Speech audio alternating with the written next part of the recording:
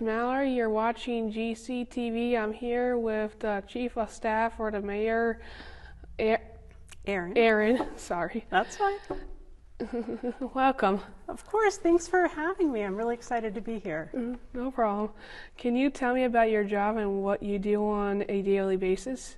I do a lot on a daily basis. So the Chief of Staff is a really big job. My job is to really support the mayor in her vision to help see the community go where she wants it to go.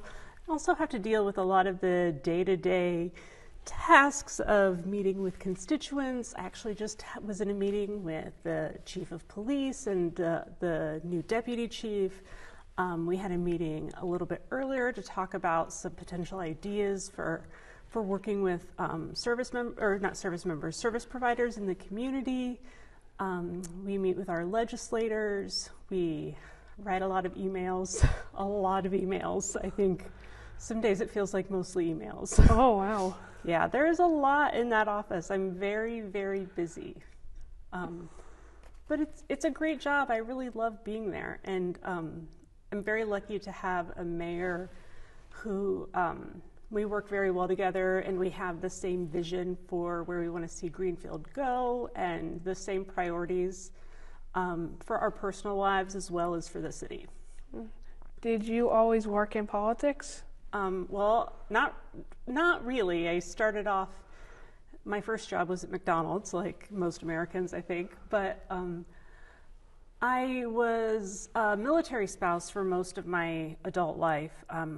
Because of that, you move around a lot, so I kind of bounced from job to job, and then I have 2 children who are autistic, so when you move, you often have to find new service providers, and that can be a full-time job as well. So I didn't go back to work full-time until 2018, when I started to work on political campaigns. I ran several congressional campaigns throughout the country, a House of Delegates campaign in Maryland, and from there I helped to start a nonprofit in 2020 that we just turned 5 years old, and we help military spouses access their right to vote, as well as advocating for diplomacy first foreign policy so that we can prevent the next endless war.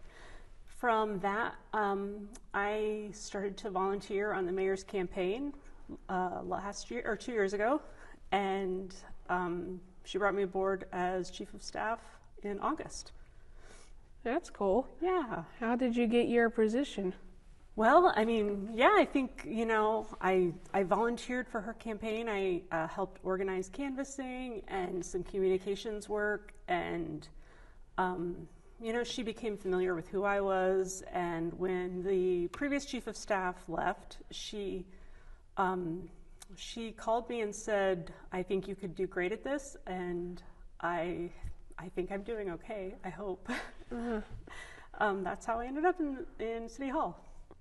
What are your main priorities for helping Greenfield be a better place? Greenfield is already such a wonderful place to live. We're so lucky because this is a very kind community, and the people here are good, kind people. I think that we are really invested, the mayor and myself are both very invested in making sure that we are doing everything we can to make it a more inclusive place and accessible for people. And that includes all people. It includes our unhoused neighbors. It includes our neighbors who are struggling with addiction or mental health issues. It includes our neighbors who have various disabilities. It includes everyone that we can find a way to make feel and more included, but also to make sure that we're finding ways to celebrate everyone. And those things are kind of central to a lot of what our vision is for this town. That's cool. What are the biggest challenges of your job? Not enough time. Not enough time. There's also some very real challenges of any government work, and that's funding. Greenfield's not a rich town, and so we have a lot of challenges with funding, we have problems like our health insurance premium for the second year in a row is going up 16%, and that is a huge portion of our city's budget. So when you look at stuff like that, you have to figure out what to prioritize in that budget, and there's never enough money. But at the same time, our department heads and our mayor are so good at figuring out how to make things work incredibly well and effectively despite some of the funding challenges that just exist in government. What is the best memory you have in your position so far? There was a woman who didn't have a place to stay one night, and we managed to find her place to stay, and we got some pictures of some really cool shoes that she had taken, and I might cry just thinking about it, but it feels good to be in a position where you can make a real difference in someone's life in an immediate way. And knowing that we found this woman a safe, warm place to spend the night so that she could get the help she needed the next day is, I don't know if I'll ever get over how good of a feeling that was. Mm-hmm. What is the biggest lesson you learned from your work? I think the biggest lesson is one I haven't learned yet, but I guess I'm learning, is how to prioritize my time better. It's easy for me to sometimes get sucked down rabbit holes and focus on things that maybe aren't the most important things because either they're the easiest or they're the most enjoyable. So I've had to really learn how to prioritize my time, and I've also had to learn how to kind of protect my space and my personal emotional space, because there's a lot of really heavy things that you encounter in a job like this. And I've had to learn how to not take all of those home with me so that I can be more present for myself and my family. What are you doing for people who are disabled in the community? Well, we're trying to do a lot. The mayor was on the Disability Access Commission for a long time, and she has a huge heart for that community and wants to make sure that everything is accessible as can be. She's working to make things more ADA compatible, making sure that the places that we have meetings are wheelchair accessible, that we have translation services for individuals with hearing loss, that we can provide sign, that we have the ability, if we need to provide things in Braille for those with low vision or visual disabilities. We want to increase training around the community, especially regarding neurodivergent people, to make sure that people understand what autism is, what it looks like, how autistic people, move through the world, and how to better accommodate some of the quirks and characteristics that might come with being autistic. Both of my younger sons are autistic, and the people in Greenfield are generally really good and inclusive and kind. And sometimes when you have autism, you might need a minute to move your body in ways that neurotypical people don't do, because it's something called stimming, which is something that helps to release kind of big feelings that are inside. And we want to make sure that the people in Greenfield, both in our city employees as well as business owners and community members, understand that this is just a normal part of who autistic people are, and it's nothing to worry about. It's just part of who they are, and also really highlight how neurodivergence is a benefit to our community. How sometimes if a person doesn't behave in a way that one thinks is typical, they might have a set of hidden talents and skills that you just have to be able to be willing to work with the person and see how they can best fit into your environment. So we're really excited to see some of the movement to make Greenfield a more inclusive city for neurodivergent people. Greenfield can often be divided. What are you doing to unite the residents of the city? The mayor did a great job during our campaign and has continued to do a good job of reaching out to people across political ideology. She takes seriously the concerns and thoughts of people who might be very politically conservative, as well as those who might be very politically liberal.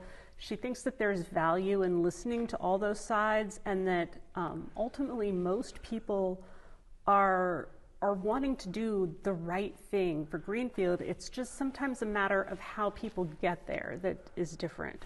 So the mayor has continued to reach out, and as am I, of course, to people from across the political spectrum, across social and religious groups, to make sure that we're including everybody at the table, and that it's not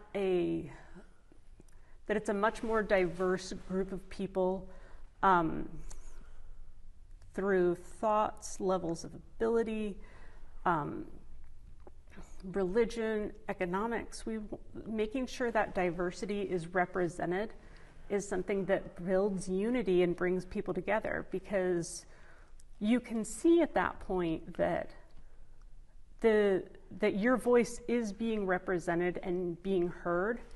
And I think we are lucky to have a mayor, and of course myself, who are really passionate about wanting that to happen.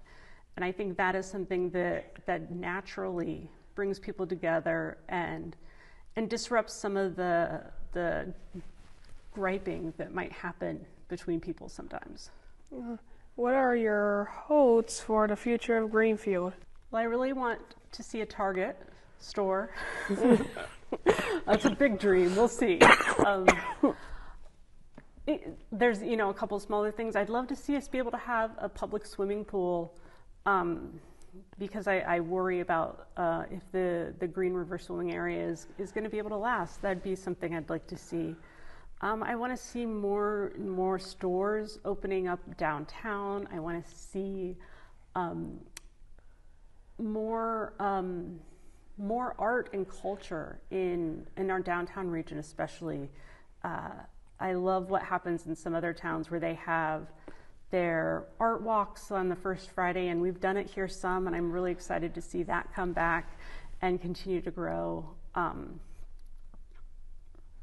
I want to see the community really come together more on the issues that matter to all of us, and recognize that our real strength lies in the community that we build here. And when we focus on where we live, we're much stronger than if we put our focus outside. So I think just seeing Greenfield come together more around events and businesses and volunteer opportunities, those are all really important things. Is there anything else that you'd like to say to GCTV's audience? Yeah, we are lucky to live in a town like this that is actively looking for ways to support the disabled community, looking for ways to make sure that women and caretakers are able to work in safe and healthy environments. I'm able to bring my sons to work with me if they can't stay home alone, or if their dad is out of town and not able to be there. They're able to come and, they'll sit on their computer in City Hall and do homework or play games, and it's never been an issue because the community as a whole values how important family is and our children, and making sure that the people here are seen as critical parts of the community, no matter who they are personally or their background. We are very, very lucky to have a city like Greenfield. Well, thank you for your time. Thank you for having me. It was lovely to meet you, and I'm happy to come back again sometime, and maybe we'll have some really exciting announcements. But, if so, I will let you guys know sometime. Thank you. Of course. And thanks for watching GCTV. See you next time.